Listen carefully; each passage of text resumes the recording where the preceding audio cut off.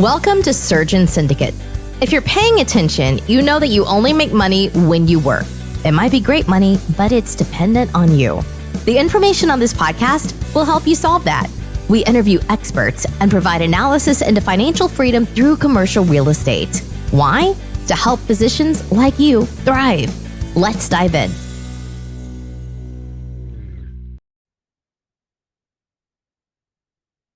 Welcome to Surgeon Syndicate. This is your host, Dr. Michael McManus, and thank you for joining us again for this episode. Hopefully, this is the last of what I call the pirate episodes. These are the ones since my eye surgery where either I had a patch or I couldn't open the eye, but those of you watching on YouTube, you can see that the eye is open. It's not working perfectly. And I still got this really cool bubble that if I shake my head can move around, but we're getting there. So this episode, I'm going to talk a little bit about this journey. You know, it's so funny. We had a bunch of episodes on this crazy move to Salt Lake City, and all the challenges. It just seemed like they just wouldn't quit. And to be honest, there were times that I was like, oh, is this really worthwhile? But I kind of had to look back at when I wasn't happy and really what I was trying to change. Now I sit here in this awesome office and I look out the window at the Wasatch Range, and it's not even winter yet. You know, here in a few months I'll be 10 miles from Snowbird and we'll go skiing in the middle of the day, but then it'll be really easy to remember. But you know, right now, just I had a few weeks of starting to really make progress. We're doing some great things. And then I'm a detached retina. Now I can't see. Um, and then I get a cold on the back of it, which I think I'm just getting over. So I've been sick. I'm tired. I can't see. I can't drive. And we take driving for granted. That's been kind of the biggest challenge is I can't go to the office without asking my wife for a ride. I feel like a teenager trying to go to a movie. Like, Mom, can you take me and my buddies down to the theater? Um, so it's been tough, but you know, really these challenges, it does come down to, you know, to mindset and overcoming challenges. And I feel fortunate that, you know, right before all this happened, I was at the conference we talked about and hanging out with these high performance coaches. And it kind of built this momentum that was unstoppable, even with all these things that had happened. And I'm just going to kind of go through some of the structure here of our high performance coaching platform and what this really meant. And two of the key components are clarity and necessity. And clarity is that we're clear on what we're trying to achieve. And necessity is that you really feel a need for this. It's not a want, it's a necessity. And so once I had momentum, stopping and resting to recover from all this wasn't really an option. Like it was painful to stop making progress. It was painful to not keep the momentum going. And so even like, you know, the day after surgery, after I built the habits to keep the momentum going, and I say this like I'm some sort of master of productivity. I'm just a master compared to where I was a couple months ago. Um, and that's true. There are people out there, I see what they're doing, and I'm just like, holy cow, man, maybe someday. Uh, but it was just painful to not be moving forward because it felt so good to be making progress because I knew what I wanted. It was crystal clear in my mind. I knew how to get there. I was making progress. Even the day after surgery, my eye hurt pretty good. I was tired, but I'm like, I'm going to do one thing to be productive today. One thing that takes what I'm trying to do and moves it just a little bit further down the road. Um, and then the next day I felt a little bit better. And I'm like, okay, I'm going to go another step. I'm going to move it a little bit further. And my surgery was on Friday. So by Monday, I'm like, okay, I can't get done what I need to do now at home. I got to go to the office. And since first, then I have to, you know, it's like convincing your mom why you should be going to a movie with your friends. You know, like it's the end of the world if you don't go, but it was when you were a teenager. So I have to convince my wife why I shouldn't be resting after surgery and why she should drive me to the office, drop me off, and then come back several hours later and pick me up again. luckily, I have a wonderful wife, and she went along with this plan. So, um, so we kept the ball moving. It was because I knew what I wanted, and there was a necessity to it. Um, if from the standpoint of when I started investing, the necessity and the motivation have changed, but back then it was I was making really good money, and I really didn't like the returns I was getting with where my investments were being managed. I didn't like what was happening with my taxes. And so I had to keep finding new options. And that wasn't easy because the first time I changed accounts, I thought they were great. They messed up stuff I'm still fixing. Um, and then I switched again, and then I switched again. And now I have awesome people. But it took some time to find them.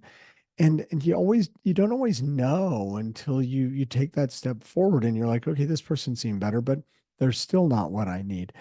So having that necessity in the early days drove me. And some of the first, passive investments I did, I didn't really know how to evaluate them, but I evaluated them the best I could.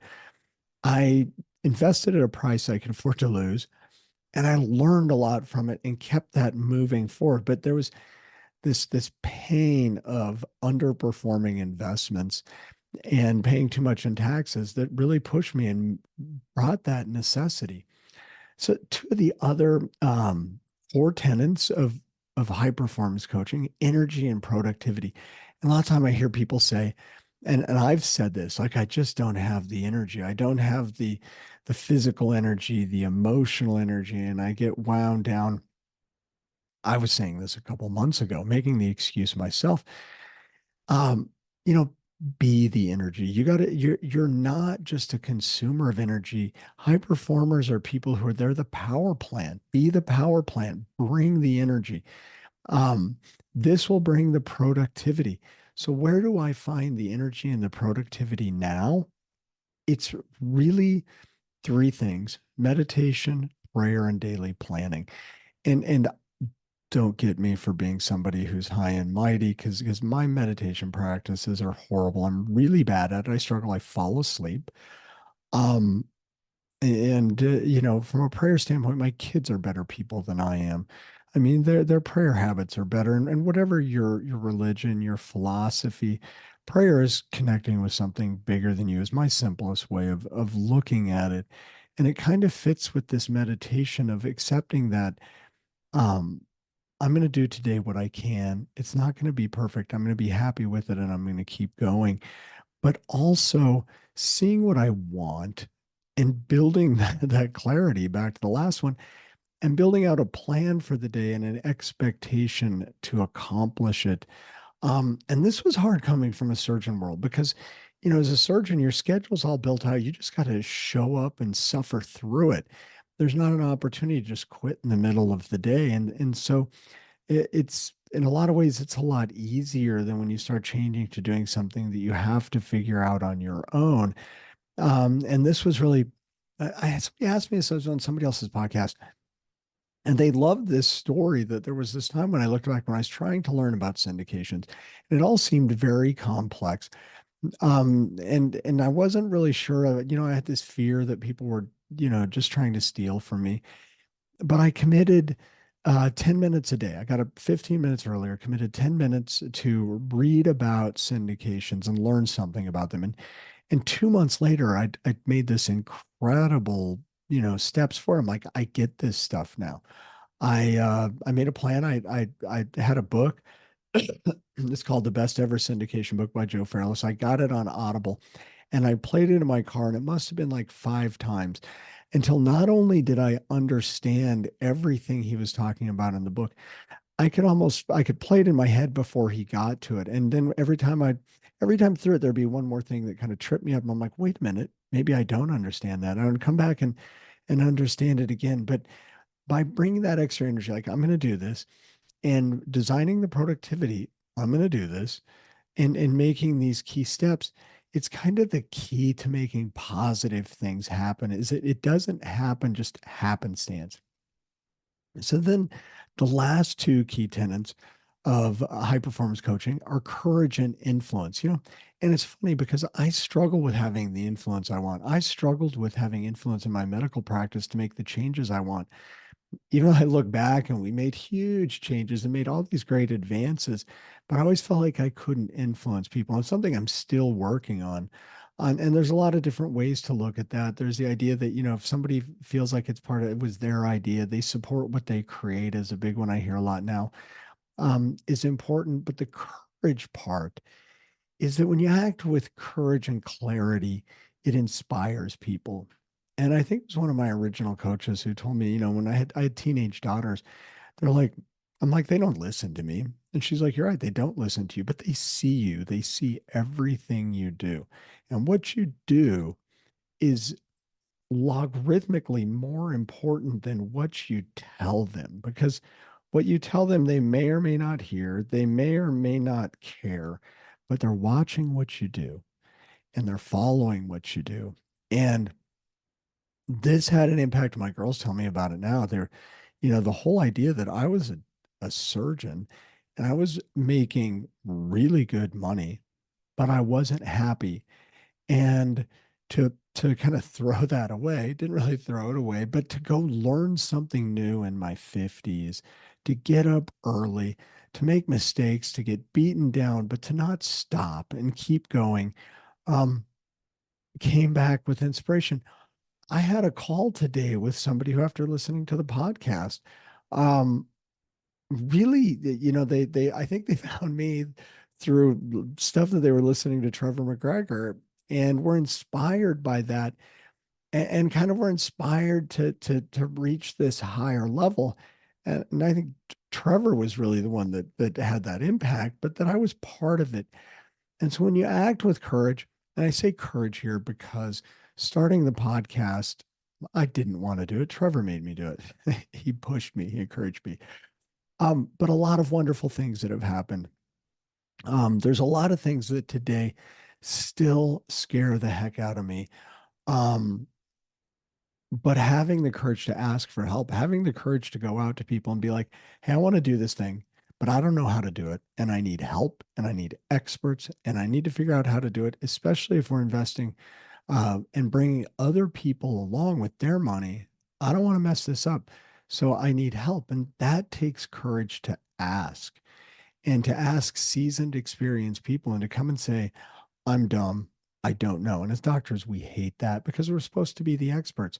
We spent all these years training so that people could come to us and say, tell me what I should do, oh great doctor. And so to step into a world where you don't know is terrifying. And you got to be humble and the courage. But and I can tell you, I got inspired to do this show today because of I made so much progress in the last 2 weeks, in spite of the eye surgery, in spite of being sick, because all this momentum was kind of building and these cool things were happening, and I couldn't let them stop happening. And so much of it was, these mindset things. And so I was looking back at, my entire investing journey and saw where I really just had to keep going to make these things happen. And I made mistakes and I lost some money here and there, but I kept those numbers early on where the losses were small till I learned more and had better access. So that's really exciting. So what does this all have to do? Real estate and not just with Dr. Mike. Um, so we've got some really exciting things coming up. We've got these new partnerships that we're working on developing. So stay tuned. There's going to be more of that rolling out. Man, the number of great deals and great people that I've managed to come into their circle here in the last few months is so incredible.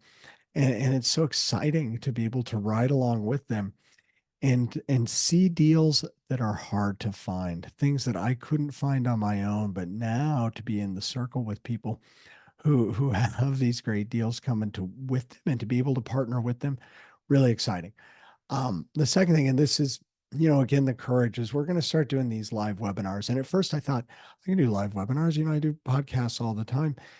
And as I looked at it, it got really scary because right now, me talking to you, I'm just talking to a computer screen. And I know there's people out there that I'm talking to. And I've got, my mindset for how I do this.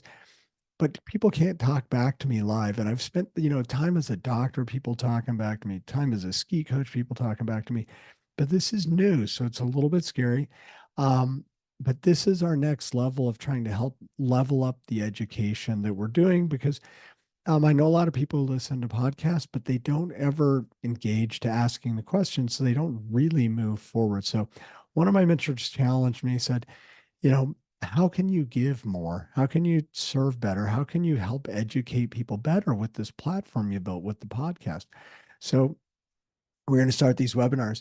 And I asked one of my mentors today, I said, man, I'm struggling with this, with whether I want to spend more time to make these really good or whether I just need to start and kind of be bad at it, but keep going and get better. His answer was, there's only one choice because you're going to suck at the start.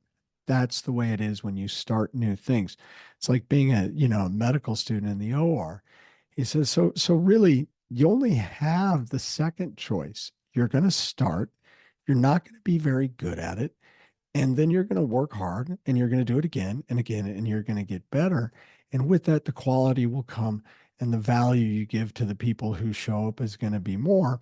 But if you don't start because you're afraid of it not being perfect, you're never going to bring them that value. So somebody check out these live webinars that we have coming up, and hopefully you'll be a little bit impressed and not think they're completely horrible, but we're going to start doing them and they're going to get better, and they're going to be a great thing. So relating this all back again to investing in real estate, if you've never done it, accept that you're going to make some mistakes. And that's the hardest part. Um, the best thing you can do if you don't want to lose money early on is either learn and then try and find deals that have so much leeway in them, or is in a place that something extra, or you start small enough that the price of participating is worth the education. And that could be partnering with friends and doing like a small condo, doing a little deal on your own. Or even if you're if you are investing passively, if you are passively investing, get together, get together with some friends and invest together so that you can put in small amounts but meet the minimum investment, and give you some time to those things you think that hit home harder once you're in the game. Is another way to just accept there's going to be a learning curve and you have to find a way to manage your risk during that learning curve. Seek mentors and don't be afraid to look dumb. This is the hardest thing I see with doctors, is that because we're experts, we don't want to have mentors. We don't want to show up and ask stupid questions or show up and just say, man, I want to do this, but I have no idea. And keep showing up and going, yep, I'm here again. I still have no idea, but I'm still trying. That, man, what mentors get out of that when people just keep showing up, they love it. And so we have to get past ourselves to seek those mentors, ask the hard questions, look dumb, and keep going. Because really, only those who quit going forward are the ones that eventually fail. Network. The more people you know, the more exposure you get to deals, the more chances you get to success. What does Tony Robbins say? Your network is your net worth, and you can keep upgrading your network, but it takes work. And get out there. And you know what? It's different than I for a while that was hard on me because I'd finish a day at the hospital, a day in clinic, and I talked to so many people, and I was so tired, and I was so tired of talking to people about their problems. But when you go out and you network with business people, it changes the conversation. And often you're talking about stuff that people get really excited about, and you'll actually find energy in this that will help build you up rather than beat you down. And I'll tell you, really successful business people, because they've met so many doctors who get stuffy and are so afraid to be wrong, that when a doc shows up and goes, I don't know what I'm doing, can you help me? Their attitude totally changes. I was talking to this amazing dude here in the last couple of weeks, and he was like, well, I'm not a very smart guy. I just figure out a way to make commercial properties work. And I'm not smart like you, do all that doctor stuff. Yeah, guess what? Man, this guy runs stuff in his head that I need a spreadsheet, and I'm still not sure I did it right. Um, Smart as a whip, but really that people have this feeling that doctors are going to make them feel dumb. And if you're willing to be the dumb one, let them be the smart one. They will teach you, and you can de-risk your investment portfolio by letting them teach you, and you can make a lot of money and make everybody happy. So another big one there, the last part is know your why, because that's part of the clarity. And keep asking yourself and re-asking yourself, why am I investing? What do I want to get out of it? Do I want cash flow? Do I want growth? Do I want just knowing that if the stock market goes to hell, my strip mall that I'm invested in keeps churning out rent regardless, because Starbucks is still going, because Aspen Dental is still going? Even in a recession, these people keep paying their rent and my income keeps coming. You got to know what it is you're trying to achieve so you can kind of build it so it goes that way. Um, and the other thing, when you talk to sponsors, or I guess anybody, but good people will help you find what you're looking for if they don't have it, what it is that you need. Bad people will try and sell you what they have and conform that to what you think you need. So if you keep asking, you'll start sensing that. And you'll see when somebody's trying to convince you that their project fits your needs, versus if they're like, you know what, this project we got, this has potential to be a huge increase in capital value, but it's not going to pay you anything. For 18 months, you won't see anything. And then you're going to get, what you invested plus 100% back. That's like a repositioning play. And if what you're looking for is monthly income, so you can start to see that monthly check or quarterly check replace your income, so you can feel good that you're getting to a place where you can work less or walk away from your job, it's not going to help you.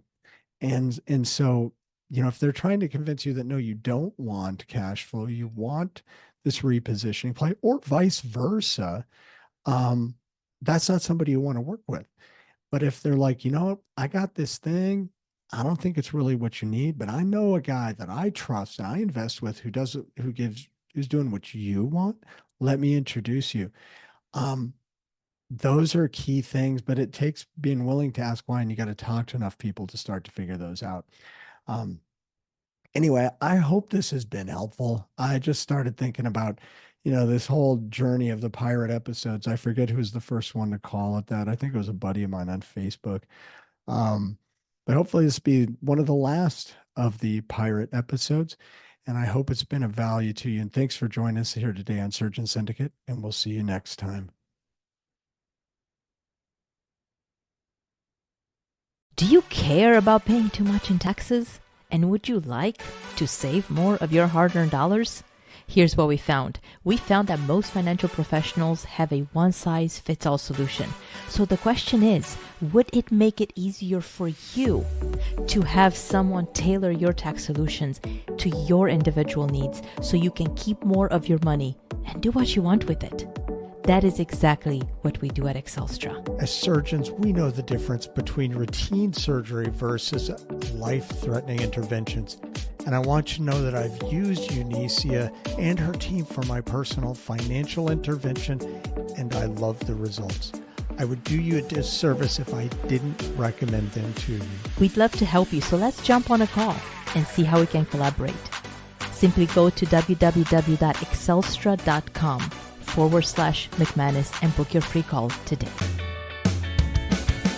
This has been an episode of Surgeon Syndicate. If you got value from this episode, you know other surgeons are hungry to become job optional, and you can help them by sharing this content today. Schedule a call and we can make a plan. Looking forward to having you with me on the next episode.